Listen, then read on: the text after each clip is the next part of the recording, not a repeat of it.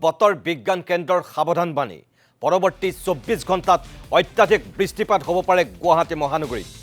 গুৱাহাটীৰ সকলো ঠাইতে বৰষুণ হ'ব পাৰে বুলি আগজাননী দিয়া হৈছে অতি বৃষ্টিপাতৰ ফলত গুৱাহাটীত ভূমিস্খলনৰো আশংকা ব্যক্ত কৰা হৈছে জনসাধাৰণক সজাগ হৈ থকাৰ আহ্বান ৰাজ্যিক দুৰ্যোগ প্ৰশমন বিভাগৰ পাহাৰ অঞ্চলৰ বাসিন্দাক বিশেষভাৱে সতৰ্ক হৈ থকাৰ আহ্বান জনোৱা হৈছে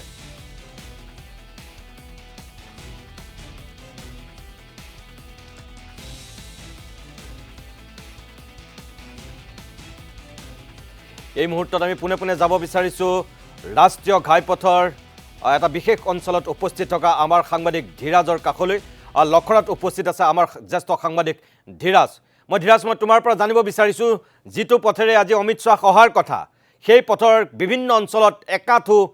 এককাল পৰ্যন্ত পানী উঠা বুলি খবৰ আহিছে কিছু দৃশ্যাংশ আমি পাইছো যেহেতু তুমি য'ত উপস্থিত আছা তাত কিমান পানী আৰু পৰিৱেশটো কেনেকুৱা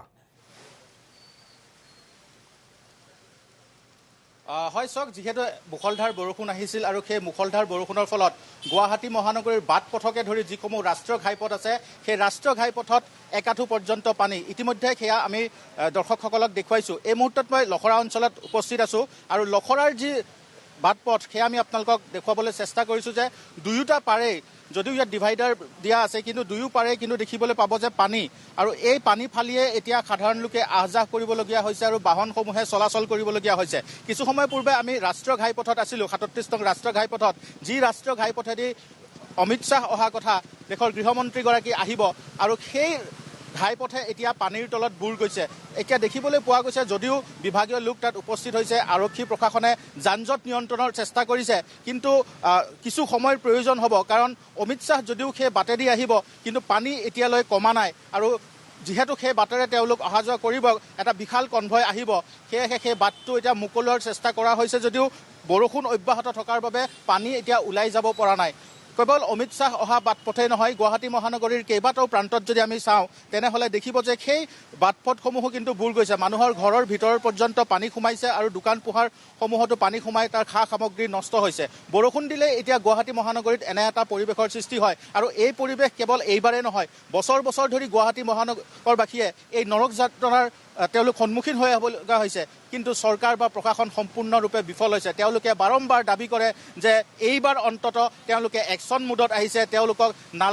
নলা নিষ্কাশনৰ কথা কোৱা হয় ঠিকাদাৰক তেওঁলোকে সময়সীমা বান্ধি দিয়ে ডেডলাইন দিয়ে নিষ্কাশন কৰিবলৈ আৰু পানী ওলাই যাব বুলি তেওঁলোকে কয় কিন্তু সেয়া যে কাৰ্যক্ষেত্ৰত হৈ নুঠে তাৰ দৃশ্য এইসমূহ মোক সতীৰ্থ আলোকজ্যোতি হাজৰিকা আপোনালোকক দেখুৱাবলৈ চেষ্টা কৰিছে এয়া হৈছে লখৰাৰ ৰাজপথ আৰু লখৰাৰ ৰাজপথত এতিয়া সকলোফালে যদি চাই কেৱল পানী আৰু এই পানীৰে এতিয়া